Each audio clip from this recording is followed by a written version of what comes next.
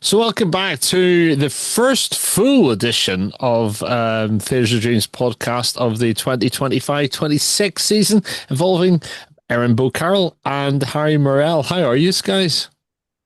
Very well, thank you. Feeling, I don't really know how to describe the emotion after the weekend. It's ended in defeat for United, but so much positivity. I sort of feel like I'm living a fever dream at the moment. Been waiting for so long for the season to get going, and now it's arrived. I just don't know how to handle myself or sort of like manage my emotions because, as we know, Rod, last season was dire, and then yet this season it seems to be we've sort of seemed to have hit the ground running just without any points so far. So. Yeah, it's one of them. Oh, well, there's so much, Harry, that we could talk about. We've missed you, by the way. You know, Erin and I have been propping things up, but let's start off with Alti at the weekend because after a very good first win, I'm not saying the wheels will come off, but there's now back-to-back defeats for Alti at the moment. I haven't seen any of the games. I haven't even read the reports, but I know Erin, you keep abreast of this stuff. What went on Saturday? So I was lucky enough to be at Rochdale on Saturday. Well, I say lucky enough. The performance that Altrincham put out didn't reflect the scoreline at all. I mean, I would have said in that game a draw would have been a fair result out of that. It was just very unlucky. Keaton Ward struck well in the 19th minute with a wonderful volley. He hit it first time and it nestled in the bottom right. I don't think you can ask for much better than that. Second game in, and believe it or not, that is Altrincham's first goal at Rochdale for 60 years. We Really? hadn't we hadn't scored at the Crown Oil Arena since December 1965. So Wow. Well, and it you took think after breaking that voodoo, you might go on to win it, but they came back in 35 minutes and then an own goal won it for yeah. Rochdale. The Rochdale equaliser, I will give the bloke a massive amount of credit for. He hit it so well. And I don't think any goalkeeper's saving that. It's just that it's one of them. It didn't hit either corner. It literally was like straight down the middle under the bar, but it's one of them that even if you try and get your fingertips to it, you're not saving it. And there's just something about Rochdale's winger, Alarakia. He always seems to have a good game against us. I think he's scored in, I think, the last two or three fixtures against us now. And but then again, the own goal to win it was very unfortunate. Again, it was that same bloke, Alarakia, to cut inside, try to take a shot, and obviously as players do, you go to stick out a boot, don't you, to try and deflect it. And unfortunately, rather than deflect it out for a corner, it's literally just come up straight above the goalkeeper's head, and he's can't do anything but stand and watch it. But Altrincham looked to seem to get back into it quite in sort of the last 20, 15 minutes, 20 minutes of that game, but the performance didn't reflect the scoreline at all, and I would have said a draw would have been fair. A lot of yellow cards for Ulti, I'm just seeing here in the report. I think there was one, two, three, four, five of them. Yeah, a lot of them were for dissent, and then I think the one for Dan Sassy towards the end was actually for his involvement in a scuffle, which, if you look back at some of the photos, there's a lot of grabbing round the throat from either side. It was more of a it wasn't a bad challenge, should I say? It was more the aftermath as you know players trying to pick each other up off the ground and getting a little bit frustrated and pushing each other around. There was a little bit of handbags in that one. And then if we go straight to last night's game, where they were away, no, they were home, sorry, to just remind me actually, they were home to Hartlepool United, 2-0 they lost. I don't know the league, so tell me, Hartlepool, were they coming in as a stronger team? Yes, they were. Hartlepool haven't are still yet to concede a goal this season. They've had two games, um, just coming into that, so they had a win and a draw. So they're still yet to concede a goal, but they had a game plan and executed it very well. I think with Hartlepool, you know about it. If they get a lead, they're gonna defend. And it was a counter-attack goal that made us 1-0 down. It's Alex Reed who struck very early, 6 minutes in. It's literally just a very nice ball over the top, and he got on the end of it and smacked it straight down the middle, straight through the goalkeeper's gloves. Nothing he could do. But then the second one, and I think this is one that Altrincham fans will know quite well, is set pieces. It came off a corner. The ball literally looped into the back post, and Reece McNally was first on scene to head that one in. But the second half, Altrincham looked like a completely changed side. I mean, we made five substitutions in that game. and it brought fresh legs and energy, and Hartlepool really couldn't keep up. But credits where credit's due, they defended very, very well. So, uh, I'm going to ask an obvious question, and I hope the answer is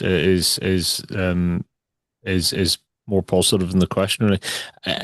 Is this early worrying signs, or is this the case of coming up against two strong teams back to back, and just got to see this through because the core of Alti is going to be okay? I wouldn't say it's worrying. I mean, obviously, you look at that, and any football fan looking at that, oh, two back-to-back defeats is probably not good. It's worrying.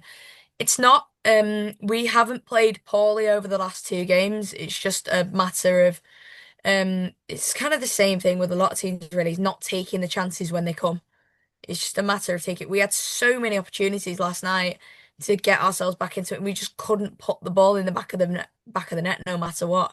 It just seemed as if the ball didn't want to go into the net last night, and the keeper Armstrong had a very good game last night, but I don't think it's anything to be concerned about. I mean, it's two tough games. Rochdale, we haven't beaten Rochdale for a long time. We've never beaten Rochdale away, I don't think. And Hartlepool, we've had a few good contests against them, but we've only ever had one win against them in our head-to-head. But I think coming into Morecambe on Saturday is going to be hopefully a little bit of a turning point for us now. No, Harry, you and I were talking off air. This game is not going to go ahead because what was the situation regarding Morecambe? They were being penalised by the league, is that right?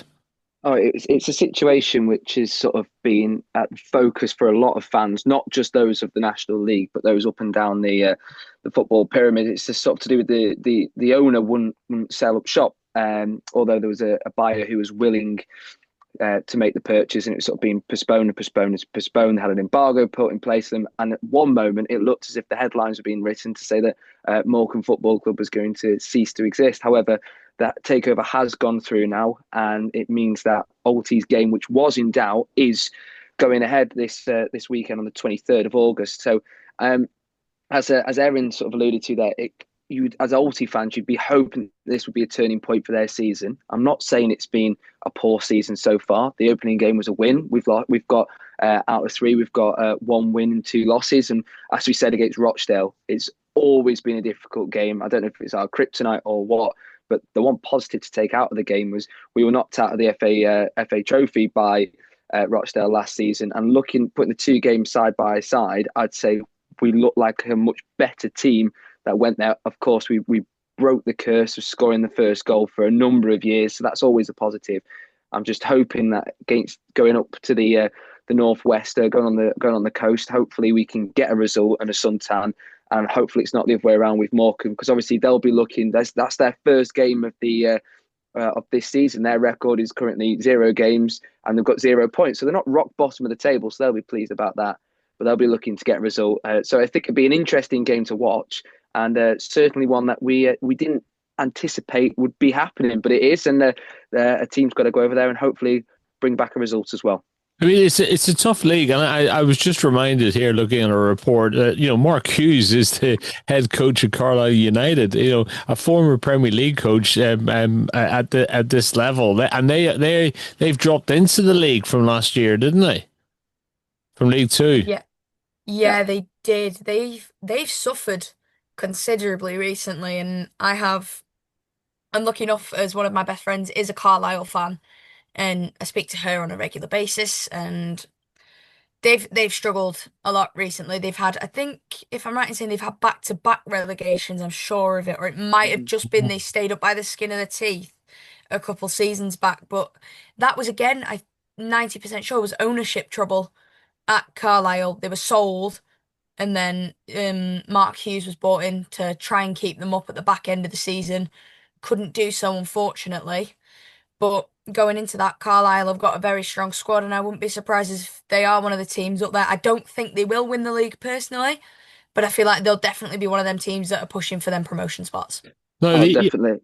I was just going to say, Rod, it's with Carlisle, they've obviously, as you're saying, they've had back-to-back relegations. They've finished rock bottom of League One in 2023, and if it wasn't for the troubles at Morecambe, they would have finished rock bottom in last season as well. Yet, if we talk about the Premier League, you talk about your big sixes. Carlisle is a team which has always been sort of labelled as one of the big, been one of the big sixes in the National League. So they'll be looking to get straight back up. And I think when we go and play them, it'd be a very difficult game. But we obviously, Alty fans will know very well a certain striker who's gone over there in the form of Regan Linney. So obviously he'll be looking to get on the score sheet and get up to the Football League. But yeah, I'd say hopefully Mark Hughes can do a number on them and hopefully get them back up to where they belong. But at the same time, I think Alty fans would be much happier seeing the Robins going up rather than Carlisle United. Yeah, but hey, we're only 3 games in, so let's. We're 3 games into the National League, and at the weekend it was the beginning of the English Premier League. It started on Friday night at a very emotional and understandably emotional Liverpool for who did a tribute to Jota, of course, and you're still getting over that. You know, still unbelievable. But they started in pretty good form, beating Bournemouth 4-2 in this game. Did you see any of it, or see any highlights or anything, guys? Go on, Erin. Go on. I'll let you take this one. So I watched a bit of it, but I don't know if anyone else had this problem. But Virgin Media and Sky Sports, the quality of it was horrific. It was like having pixels all over the screen. You could barely see it. So I sort of only caught the last 10 minutes of that, which was where Chiesa scored. Which, to be fair, there was talk about him going in the summer. He wanted to leave. Yeah, a lot of people forgot that he was a registered player, and I think looking by his reaction when he scored that goal, I don't know if he forgot what a football was, but obviously he was right place, right time, and got a result for Liverpool. But yeah, I think Bournemouth fans, they'll be mightily disappointed because at the 80th minute mark, they were going to get a point at Anfield on the opening day of the season, which is difficult enough. And then if you look at how many outgoings that club has had, yes, they're very, very good at business. They know how to bring in talent, nurture them, and sell them on. I think they, just from defensive sales alone, they made £147 million in this one window, which is great. The only thing, I've spoken to a lot of Bournemouth fans, and they were very confident with the outgoings. It's just the incomings they've struggled with. So the fact that they gave Liverpool such a good game, they'll be pretty pleased with. And although they didn't get the points on Merseyside, they have, I believe, in the transfer window, gone in for a Liverpool winger. So they'll be can't exactly remember what his name is, but they might have not got the points, but they've got a player away from Merseyside. So yeah, I think from what I've heard from Bournemouth fans, they're pretty pleased with it. They're obviously looking at trying to replicate last season's and do a little bit better. They've got so close to European football twice. I just don't think many fans would really want to go to Anfield first day of the season. So no. So yeah. No, and I think also with the whole backdrop of Jota and stuff like that, you know, it's the emotion must have been incredible, actually. Did you see the reception at the end of the City Wolves game? I know it was an absolute hammering of 4-0, but looking at how many Wolves fans stayed despite the result and just cheered his name and pretty much until they were politely asked to leave. I think it shows what a loss Jota has been, not only to Wolves, because he was a former player there, but also the Premier League and English football. So it was, I don't think there was really many dry eyes in the house at Molineux, but I think he's going to be sorely missed. And yeah, it's a very, very, very fitting tribute, especially with their tifo and the chants as well. Really good. Just on that really quickly, it was nice to see as well the respect of so many other Premier League clubs in that sort of instance. So obviously within those teams, you have his international teammates as well. There was a really nice tribute from Ruben Diaz and Bernardo Silva, who stood along. So I think Wolves actually laid a shirt in memory of him just in front of where the stand with the tifo was. And Bernardo Silva, Ruben Diaz went over to pay their respects. And I believe as well, Ruben Neves was there alongside Jota's parents and his wife. They were all there among that. And it was really nice to see some of the tributes and just shows how much he's going to be missed. I just hope they get some sort of, you know, I guess, sense of, I don't know, what would you call it? comfort from that, really, if nothing else. Then on Saturday, City, I think, kicked off a lunchtime game down at Wolves, and it was almost like a new season, same City. Haaland scoring, getting his brace. I want to call them reindeers, but that's not right. What's the new player? Regenders, or what's it? Tijani Reinders. Reinders, right? Okay, I've got to get this right. I know, Harry. Big fan. Hang your head in shame. I know it's partly Northern Ireland, it's partly brain damage, it's partly just being thick. So Regenders, I mean, that's to start your first game, get your goal. That's always a good thing as well. What did you make of this, Erin? So as a Blue, very pleased with the result, obviously. It wasn't like watching what we'd seen at all last season. I mean, it's a completely new changed squad Mhm. I as to like what it that. was. I like that. It wasn't this completely new changed squad. So obviously you look at the debuts we had the other day. Tijani Reinders, he's become the first City player to score an assist on his Premier League debut since Sergio Aguero in 2011. Good So company. that's a record. That's a record in itself. Um, Erling Haaland kept up his 100% record since he's come to the Prem of scoring at least once or twice on the opening day. Oscar Bob was incredible. Yet again, it's like obviously having a player out. I say this with players that have long-term injuries. When you have a player out for six to 8 months to a year, and you get them back, it's like watching. It's like you get that excitement of having a new signing.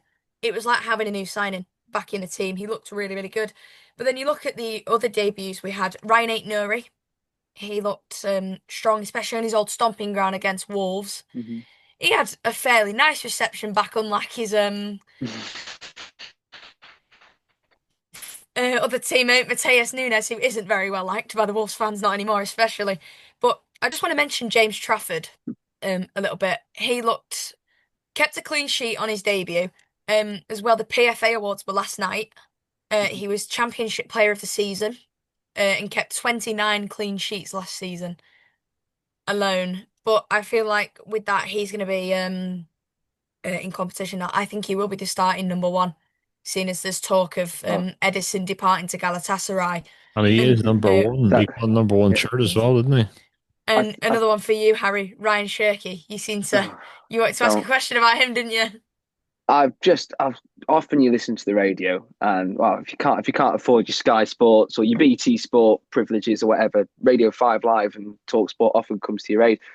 And normally they have to fill a lot of air and he sort of come up with facts. And he said he's 22 tomorrow. When he played for Lille in the Europa League, I was convinced he was in his 30s or whatever. He's got a full facial hair. And obviously, if you listen to this podcast, the best way to describe me is there isn't a hair in sight on my face. And this is like 2 weeks worth of trying to grow it out. This man here is 22. He's so cheap coming in on 30 million. And you're looking at Wirtz, who's come to Liverpool. I think he's going to be an unbelievable player. And he's going to probably get loads of sponsorship deals with Wilkinson Sword and Laurie and all the rest of them. Let's just say he's the one that got away. And I feel as though with the James Trafford thing, what a player! I think it says a lot when you're willing to fork out the money to bring him back after you let him go. It also shows the quality of the Championship and the importance of letting players go down to that level to find their feet. I think it's brilliant to see because we'll hopefully see him as the number one for England. I think he's the one who's really going to be knocking on the door and getting Thomas Tuchel's attention. But as a United fan, it really concerns me because he's been given the number one shirt for City. I think he deserves it looking at his record last season. But then that also means you've got Ortega and you've got Edison at City as well. I think possibly we've seen Edison play his last game, as you were alluding to. He might be going to Galatasaray. So that means that it's this whole transfer debacle. We've mentioned Donnarumma when he's either going to City or United or whatever. Watching that game on the weekend, it was the biggest highlight was the goalkeeping error. And I think one thing United have to do this season, and I think it's especially with the context of a World Cup, is they have to bring in a goalkeeper. And if you've got someone like Donnarumma who's willing to make the big move, because he's not going to get in that PSG team, he wants to get into that World Cup squad. Manchester is looking very, very nice, almost as good as Paris at this point. And I would hope that he'd be coming to United rather than City. Well, Trafford's there for City. But we really need to resolve our goalkeeping issue ASAP. Well, let's just turn to our game, because I was going to mention a couple of other games Saturday, but let's turn to it, because I was at the game, and there was that sort of start of the season optimism, not overly optimistic, but there was a few new flags in the Stretford end, and you look around the place and thought not much has changed, and then there's a few bits and bobs, and you look on the pitch and you're thinking Cunha and Wembo looking good. And I came away from that game, despite a 1-0 defeat, feeling okay. Right? Not beside myself with bitterness and anguish and concern, because I thought, you know what, we played quite well at times.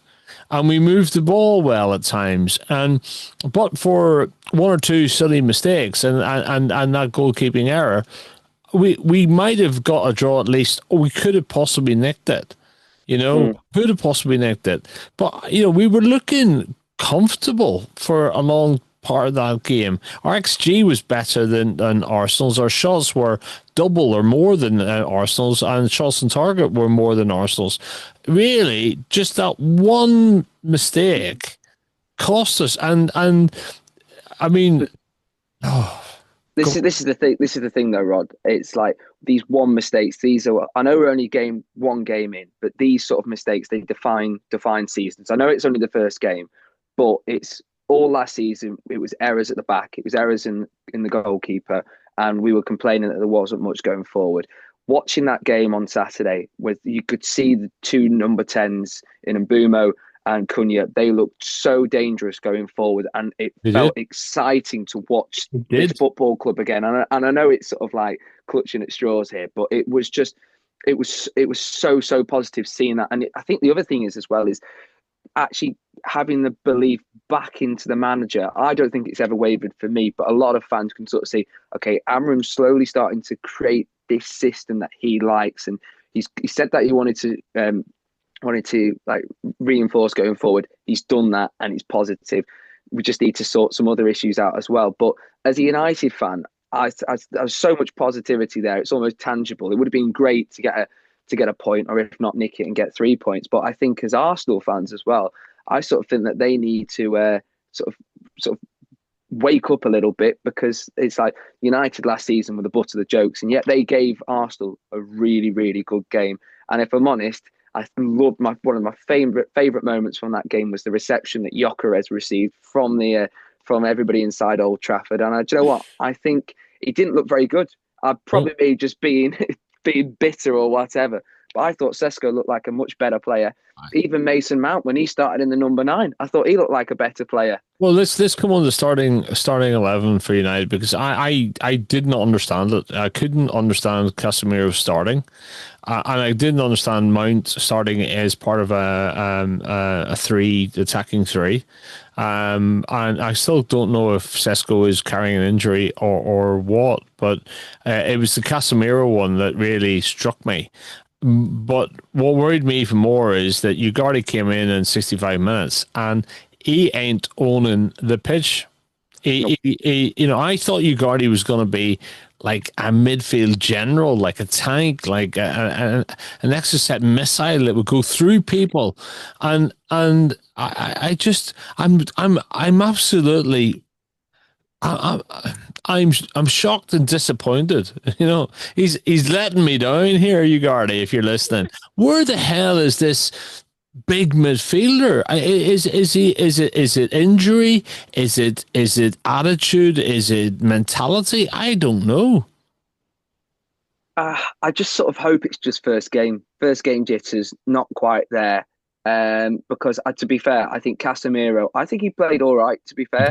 One thing I'd say is he's been working hard. You can see in his physique, he looks a lot trimmer. He looks like a much better player.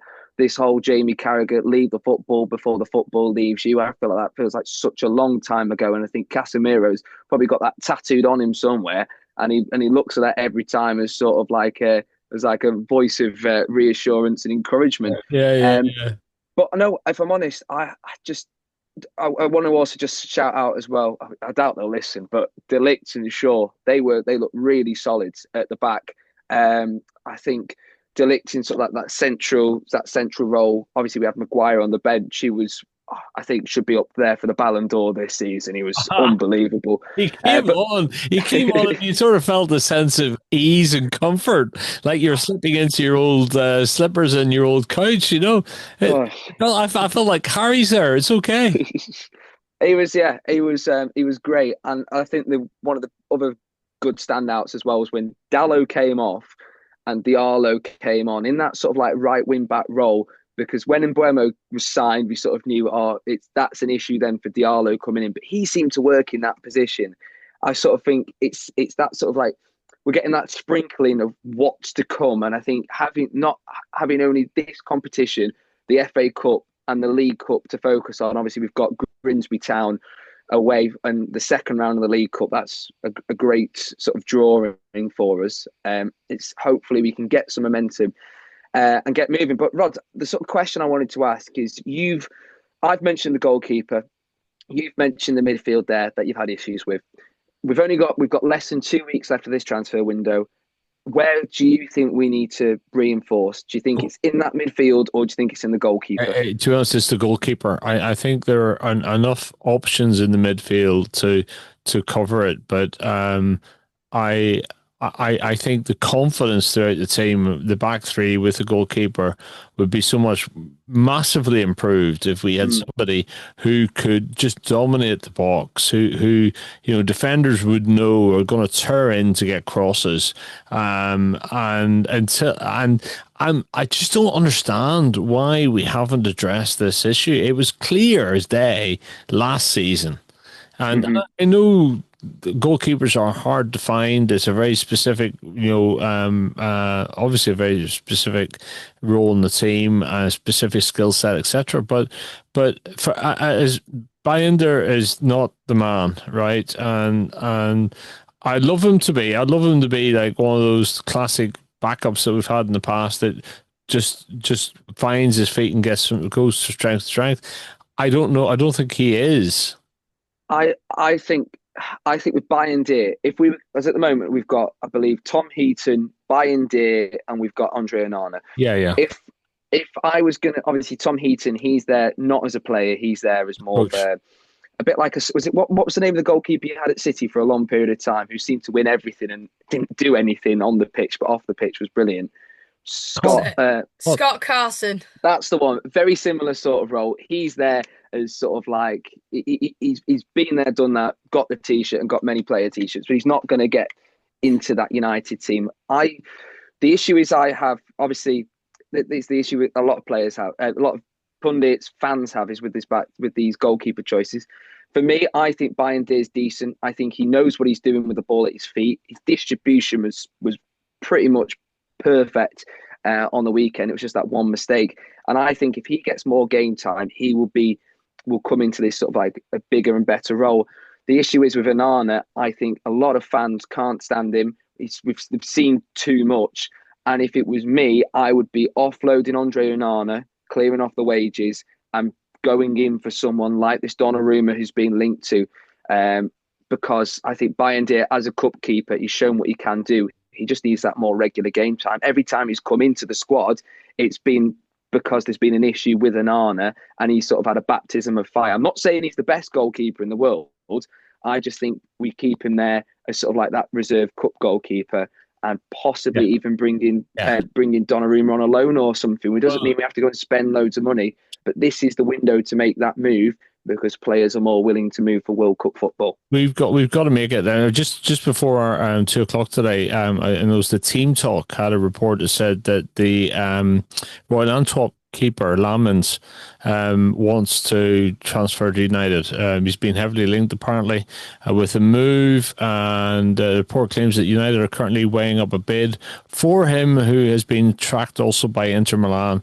It said that the Reds were keen to sign Martinez on loan early in the winter, but Villa outlined it had to be a permanent move or bust, and Team Talk reckons that the Argentine international was willing to swap Villa Park for Old Trafford, but United bolt at this £40 million price tag. Well, I gotta say, I don't understand why we're bulking at a £40 million price tag when I look at some of the money that we've wasted.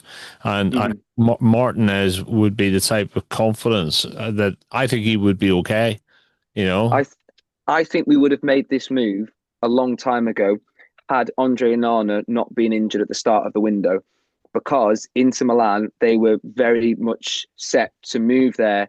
But then he's had this injury. Yes, he was fit to play on the weekend, but I think the fact that he didn't play, I think that's sort of an indication that we're going to see a change. And I think that change would have happened earlier was Andre Onana fully fit and would have passed the medical.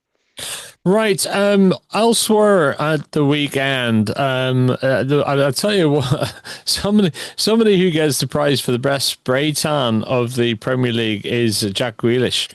And he came on at the weekend. Was it Monday night? He came on, I think, with about 20 minutes to go, but couldn't help bag a winner for Everton. I don't know if you saw this game, but I watched it in batches, and I thought it was dreadful. It was one of the worst games I've seen.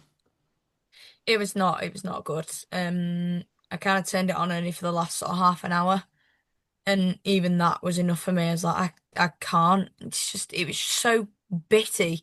It's like no team. It's like nobody wanted to win it. It's just, but it was very controversial towards the end though with that penalty. Was it a penalty, Erin? You see, I'm leaning to. I don't think it is personally, Oh, but obviously the rules changed again. This summer. You see, as a ref, we get told, and the rules changed again, and because his arms sort of here, I know he's going to put it behind his back, but because he's dove that way, his arms come out slightly, hasn't it? So Now, it's going to get given. Erin, you're a qualified referee. If that happened in one of your games in, say, a Sunday League, would you have given it, yes or no? Without VAR being there, would you have given it? No, I don't think I would have done. No, Just nor would because, I. no, just because he's trying to put his hands behind his back. He's not. If I can understand if it was like the one, don't know whether you saw it against in the Liverpool Bournemouth game, where the Bournemouth player might as well have just slapped it. Yeah. That was not given. That was cleared. But that was given. It's just that slight little bit of is it not? And could anything have been done better? But obviously it's that first game, there's going to be mistakes made, and you'd rather get him out of the way in the first game. Did he lean into the ball, or was he moving it back away from the ball? I can't remember. He's basically sort of dove in to block the shot like that. Yes. Sort of on his right hand side, but he's gone to put his hands behind his back, so his arm's not out here. No, it's tight. He's gone to put them behind. Yeah. His arms are like pretty much. He can't get them anymore. What surprised me, Erin, is I didn't see an awful lot of protest from the Everton players, and I don't think there wasn't even a video replay check. Tarkovsky did. Go on, Harry. I was just going to say, it just feels like when now this concept of sort of like, just ball to hand, or he's trying to do this, it seems as though if it touches your arm in the box, it's just going to be a penalty. It's going to be given that way. And I think I'm not going to say game's gone and all this, but it's, I think that is a concern. And I think it's also a double concern, the fact that it's, as a defender, you're always told, keep your hands behind your back. He's trying to do that. And this sort of common sense has sort of left the game a little bit. I don't know if it's because of the VAR or whatever, or the pressures on it. But that wasn't the only incident over the opening weekend of having a refereeing mistake. Now, some people would say that Bayern was impeded for the goal. I think he's got to be stronger there. I think the referee was right. Yeah. But then the decision which went against United going up the other end, I think it was between Cunha and Saliba.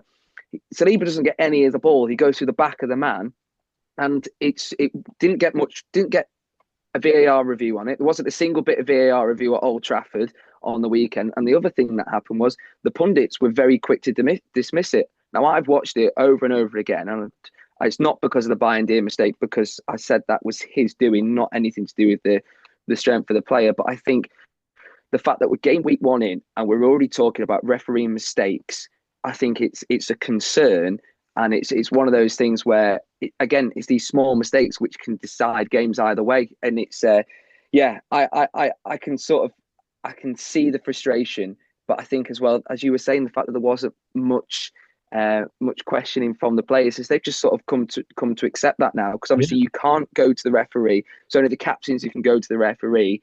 It's this sort of the flow of the game is slowly diminishing because of how stringent these things have become. But then the issue is there's so much grey space in the laws. It makes it impossible to discuss. I'd much rather be talking about individual player performances and how well the players have done, rather than one small mistake of on the VAR's part. I'm going to call you Harry the Game's Gone Morale.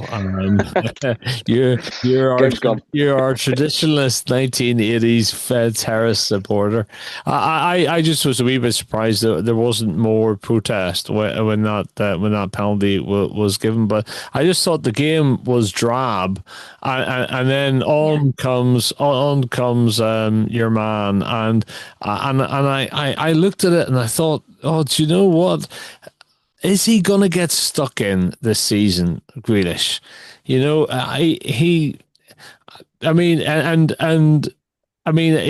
possibly he brings a bit of flair that Everton need, possibly. Yeah. But he looked like that classic 1980s footballer, because I think his socks were down around his ankles. He had the tan, you know, and he walked on in a sort of, a very lackadaisical sort of manner and played in that manner. And I haven't seen what the reaction was from Everton fans, but they need a bit of skill. They need a bit of, you know, something different, and he could bring it. He's got such an opportunity to make himself a real fan favorite there if he gets stuck in, really. Definitely. I do think that he's a fan favorite at City. People love him, and myself included. I think since he came in, I've had he's been here 3-4 years now. 2021 I think he came in. I've had him on every single City shirt of mine since he's come in, and a lot of people are devastated to see him go, but I think for Everton that's the kind of player that they need. As you say, he's got that bit of flair, that bit of skill, and to be honest, I don't think he played horrifically on Monday. I don't think there was much opportunity really to get into that game, because it was just two teams that they just didn't. No one wanted it. It didn't look intense. It wasn't intense. It was more just.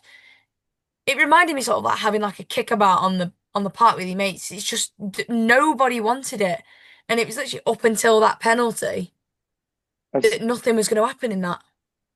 I think it's such a shame with that game, because it was sort of like it was with Ellen Road, it was their first game back in the Premier League with a full crowd there, and it deserved a better game than that. And I cannot echo enough what you said. It felt like a kickabout, and it's such a shame. I just hope for Jack Grealish that he does perform in that team, because I loved him in an England shirt. I would have loved him to have come to United. Obviously, he'd done enough of that, being with a team to build something. He just wanted to get into a squad where he knew he could fit in and win a trophy. I think the only slight issue or question mark there might be is that flair still there? Because as we know, Guardiola likes to sort of he likes his players a certain way and hammers out that sort of individual flair. It's part of a team. I'm just hoping that he can come back into the Grealish of old, because he, as you say, he is a fan favourite. Whether you like the football club he plays for, he's one of those players who he's brilliant with the ball at his feet, and he can create those spectacular moments. And I'm sure every Everton fan will be wishing the same thing, and I'm sure every City fan will be as well. And actually, Everton could do with that little bit of flair and unpredictability and that type of thing in the team right now. Let's just turn to a couple of other games last night. So the Champions League returned, the playoffs, and the Glasgow Rangers were beaten at home by Club Brugge, and their manager has come under significant pressure as a result of this loss. He was only appointed in June. He's under pressure. I didn't realise the competition was starting this early in the season. Well, it's Russell Martin for you. Southampton, if you remember how poor they were last season, he sort of were thinking he might take a brief sabbatical, but no, he's gone from one fire into another, because Glasgow's a big cauldron. It is. It really is, and it's the it says a lot when one of the biggest headlines is about the boos which were ringing around Ibrox. Is it says enough. For those who don't know, it is Champions League football, but it's the qualifying stage for the group stage of the Champions League, Yeah. because the Scottish League doesn't automatically get a seeded position. They have to play for these games, to qualifying positions, and the fact that they were beaten 3-1 by Club Bridge is a shock. And I think Russell Martin, if you think this was going to be an easy position and going into something and be challenging to things, because there's only really two. It's a two-team league up there. I think he had a very quick sort of baptism of fire and also sort of reality check to realise that this is going to be a very tough gig indeed. It's a very tough game again. A lot of pressure, an awful lot of pressure. So tonight's the second round of the playoffs. Just staying with Scotland, Celtic are playing a team called Karat. I have no idea where they're from. Bâle are playing Copenhagen. Bodo Glimt, one of my favorite teams, just because of the name. Bodo Glimt. It sounds like somebody from The Hobbit. Playing Sturm Graz. Fenerbahce played Benfica. That's a tidy game. Nice game, It's early in the season. Tonight also Bolton Wanderers are in action in League One against Reading. And there's a bunch of National League games. There's 6 in all tonight. All night at 7:45. Nice and tidy as well. Let's look at the weekend then. Premier League is back again Friday night. West Ham versus Chelsea, and a nice London derby. Do you know that might be the game that West Ham need after a disappointing game the other day? Just a little London derby to kick off their season properly. But you got to fancy Chelsea for that. And into Saturday, City play Tottenham Hotspur. What a lovely game at lunchtime. Yeah, definitely. I mean, we do seem to have a curse against Spurs. We never seem to beat them.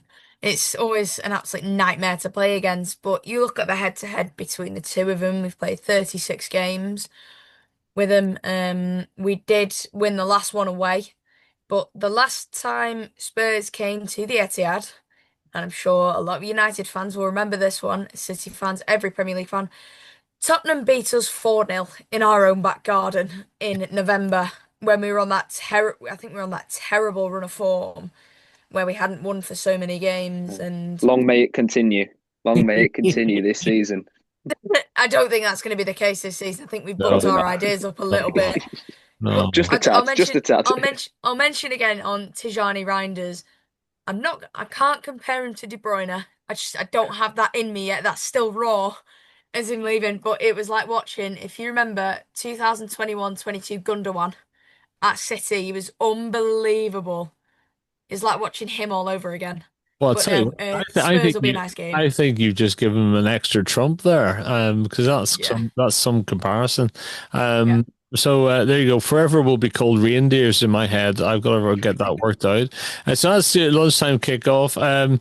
Pick of the ties during the rest of the day. I don't know if we can call it really. Burnley play Sunderland. Arsenal and Leeds are the tea time kickoff. That'll be interesting for Leeds to see how they get on at Arsenal. Yeah, I mean, also as well as you mentioned, Burnley play Sunderland, Sunderland. That'll be an interesting one, obviously, having both come up from the the league. Championship. Mm. And I think any of those games between championship sides are going to be exciting. I mean, Burnley and Sunderland, they've both made considerable signings. I mean, I don't think anyone would have said you'd predict Sunderland to win 3-0 the other day. That was certainly not in my mind. But for Leeds, I reckon Leeds, they looked all right the other day. I mean, obviously, as we say, it wasn't a great game, so there's not a lot to judge them on. But it'll be entertaining because Arsenal, as you guys said, United had a very good performance. And my dad is a Red as well, and he said the same thing. He said he's not disappointed with that. That's what he wants to see. He wants to see that bit of fight. But I think if Arsenal play the way they did on Saturday, I mean, they just got that 1-0 lead and sat on it pretty much, didn't they? It was It's all. It nothing. was almost like Terry, Terry Butcher, the whole Adams, 1-0 to the Arsenal type thing, and Yeah. it just felt like that. But and that's not been particularly Arsenal-like of late. But No. there you go. We talked about Alti at Morecambe at the weekend, which is a game that's still on. It's lunchtime. Is it on the TV as well as Radio Robbins?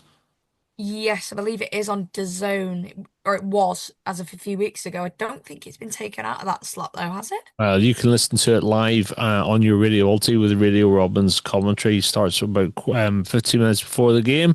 And then on Sunday, Crystal Palace versus Nottingham Forest. Nottingham will be looking forward to that game, I would imagine. I think that would be the one that on that weekend.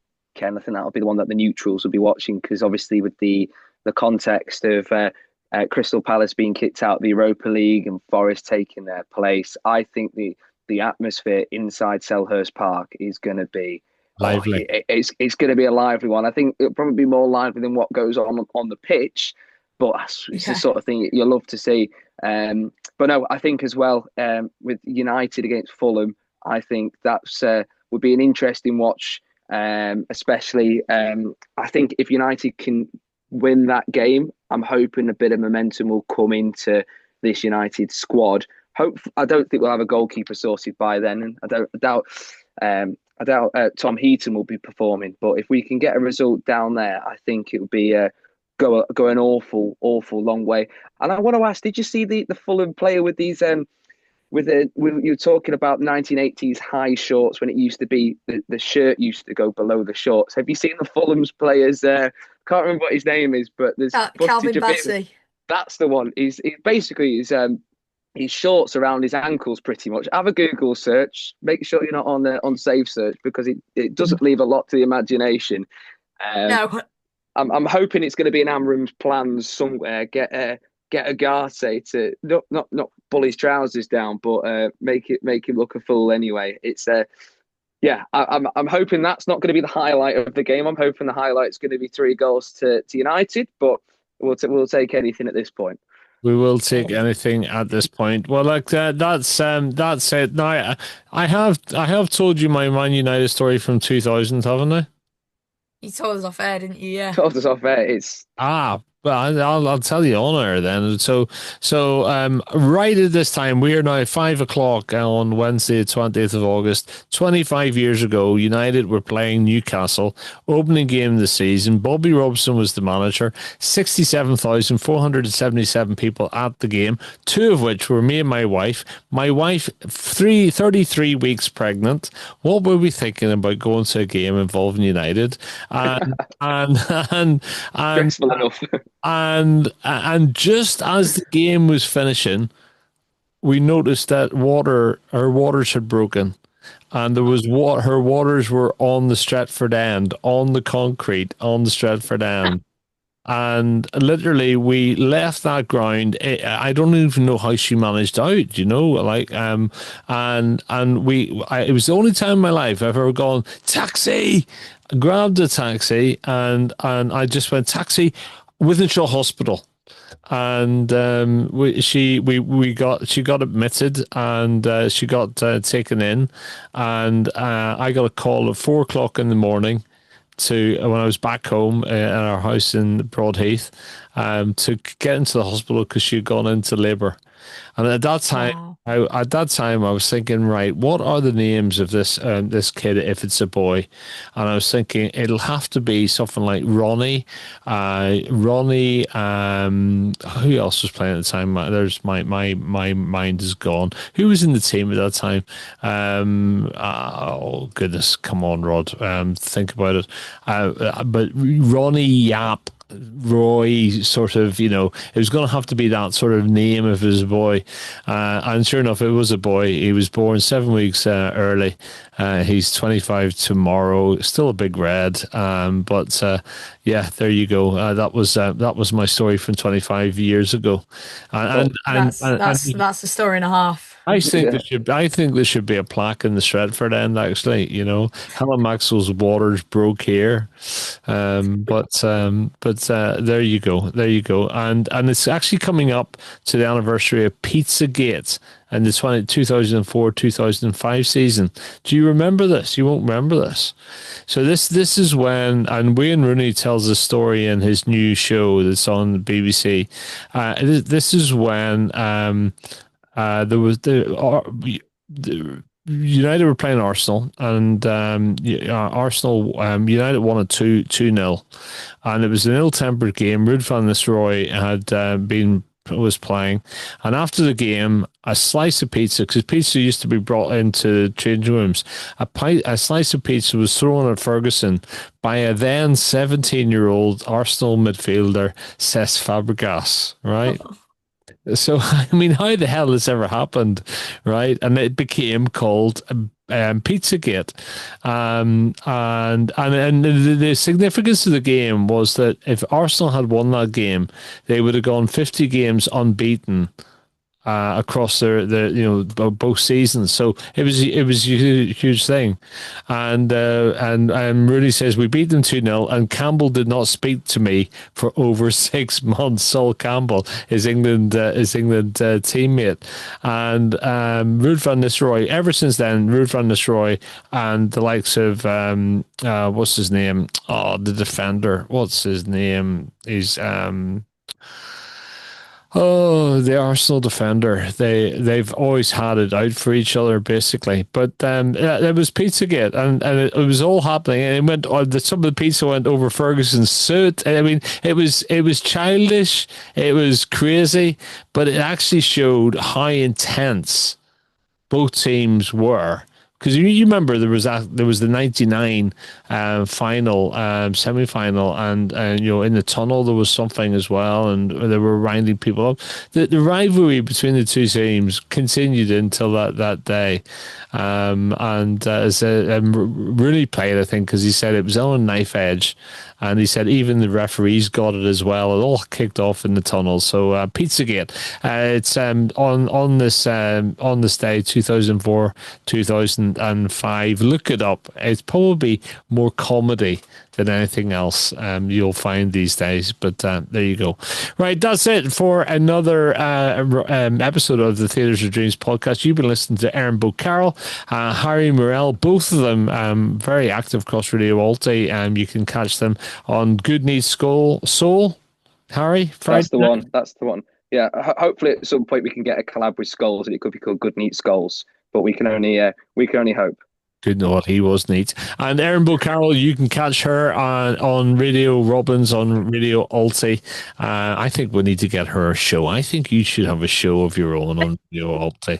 So I don't know what I'd be able to do it about. Probably something to do with women's football, maybe. You could play the songs that they love. There you go. Absolutely. Okay. Yeah. Girls got talent, I think we could call it. And that's it. That's the Theatre Dreams podcast. We'll be back with you again next week. Thanks for listening. Bye-bye.